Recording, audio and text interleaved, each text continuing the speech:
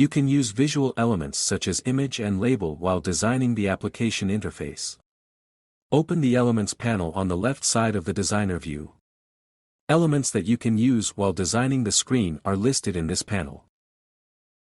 You can have the list displayed as grid or rows. You can add any element in the panel to a screen by dragging and dropping it to the screen. You can make various adjustments by using the Properties and Styling panels on the right side. You can use the label element for static or dynamic text displays consisting of a line or a paragraph. The label element can move within the width of the parent element, or it can have a custom width/height and margins.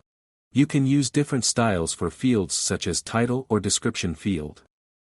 With the image element, you can add images with static and dynamic content to the screen you are working with, and you can also use the icon element in the interface design process.